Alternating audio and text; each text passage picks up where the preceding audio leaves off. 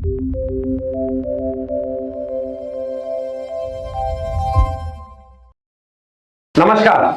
स्वागत है आपका 6th एपिसोड में। अब हम टूवर्ड्स द एंड जा रहे हैं। सेकेंड लास्ट एपिसोड है आज का। आज भी हम 2 पॉइंट्स कवर करने वाले हैं। अब तक हमने बहुत सारे पॉइंट कवर किए हैं पिछले 5 एपिसोड में। छठा एपिसोड और 7वां एपिसोड सिर्फ 2 ही बचे हैं। तो ध्यान से सुनिएगा, ये पॉइंट्स भी आपके काम आने वाले हैं। तो आज का पहले पॉइंट देखते हैं, उसके बाद उस पर डिस्कशन करते हैं।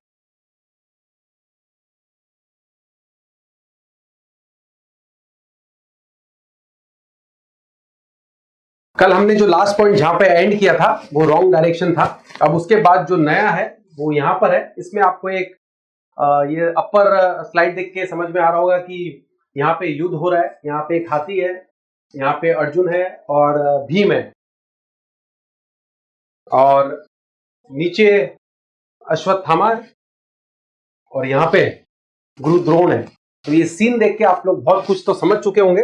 अब मैं आपको बताता हूँ कि ये सीन हमने क्यों लाया है यहाँ पे और कैसे शेयर मार्केट से लिंक किया है। तो ये वर्ड है रूमर, अफवाह। महाभारत में क्या हुआ था, ये रूमर फैलाई गई थी कि अश्वत्थामा मारा गया। एक हाथी का नाम था। गुरु द्रोण ने समझा उनका पुत्र अश्वत्थामा मारा गया, और इस रूमर के चक्कर में उन्हें भी अपनी जान गंवानी पड़ी। ये हुआ महाभारत में, जो एक्चुअल घटना है, एक्चुअल स्टोरी है, जो हमने सुनी है और पढ़ी है। अब इस चीज को हम शेयर मार्केट से लिंक करते हैं।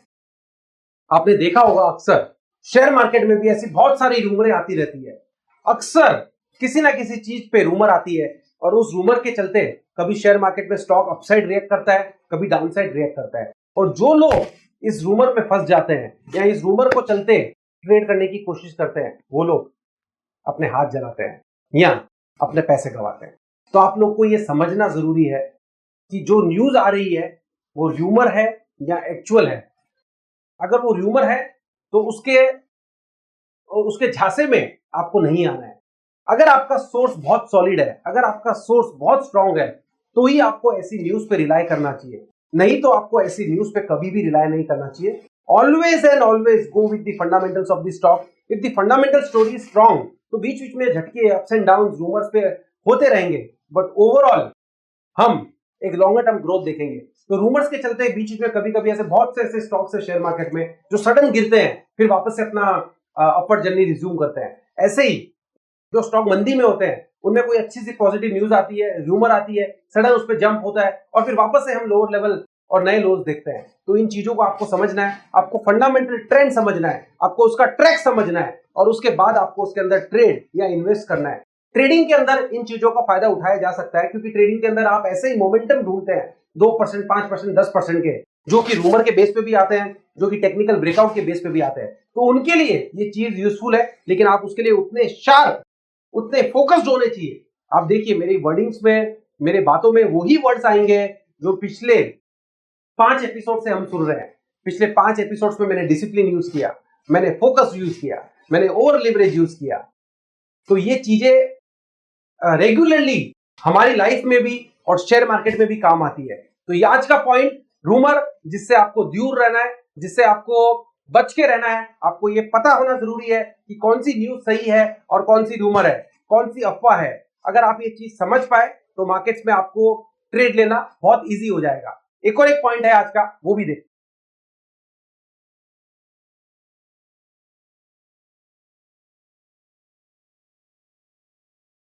ये भी एक महाभारत के कैरेक्टर है, आप देखिए, इसमें आपको देखते ही समझ में आ जाएगा। जी हां, दुर्योधन। और ये जो आज का पॉइंट है वो है ग्रीड एंड फियर। बहुत चीजें आप कनेक्ट कर पाएंगे इसके अंदर। सबसे पहले महाभारत की बात करते हैं। महाभारत में क्या हुआ, क्यों दुर्योधन को अपनी जान गंवानी पड़ी? क्यों? क्योंकि लालच था, ग्रीड थी। ये ग्रीड इतनी बढ़ती गई कि सब कुछ खुद ही लेने की लालसा हो गई, जिसको जो हक मिलना था वो भी नहीं दिया। उसकी वजह से एंड में पांडव या श्री कृष्ण बचे और दुर्योधन की जान गई, क्योंकि लालच के चलते अपनी जान गंवानी पड़ी। शेयर मार्केट में अगर आप कनेक्ट करेंगे इसको, तो शेयर मार्केट में भी ऐसे ही होता है। ग्रीड और फियर, ये दो चीजें हर वक्त शेयर मार्केट में काम करती है। कभी भी आपको शेयर मार्केट में लालची नहीं बनना है, आपको ग्रीडी नहीं बनना है, क्योंकि जब आप ग्रीड में आ जाओगे आप लॉसेस करना चालू कर दोगे और आप अपना पैसा गवा दोगे। फियर, जब मार्केट में सब फियरफुल होते हैं तब आपको अपॉर्चुनिटी ढूंढनी है। मार्केट उस टाइम पे बहुत बढ़िया रिवॉर्ड करता है। जब सब डर रहे हो, जब चारों तरफ नेगेटिविटी हो, उस वक्त आपको हिम्मत दिखानी है और आपको कैलकुलेटेड रिस्क के साथ मार्केट्स के अंदर निवेश करना है। तो अगर आप मेरा फंडा अपनाएंगे तो जो मैंने कहा था कि हर मंथ आप डिसिप्लिन फॉलो करना, हर मंथ आप इन्वेस्ट करना, जब आप लॉन्ग टर्म इन्वेस्टर हो, अगर आप वो फंडा अपनाएंगे तो आपको फियर नजदीक भी नहीं आएगा, क्योंकि आप ऑलरेडी एक डिसिप्लिन वे में, एक एसआईपी वे में एवरी मंथ काम करोगे।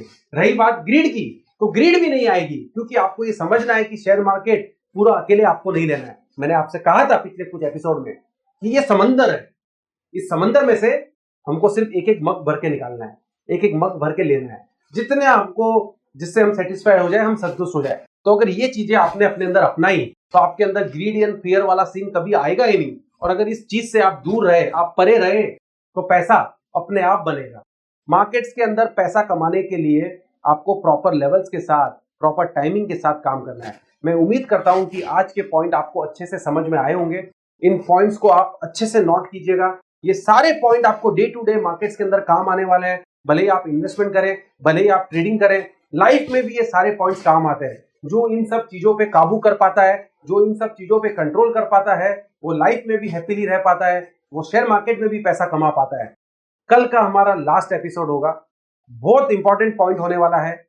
वेट कीजिए, कल हम एक नया इंपॉर्टेंट पॉइंट लेके आएंगे।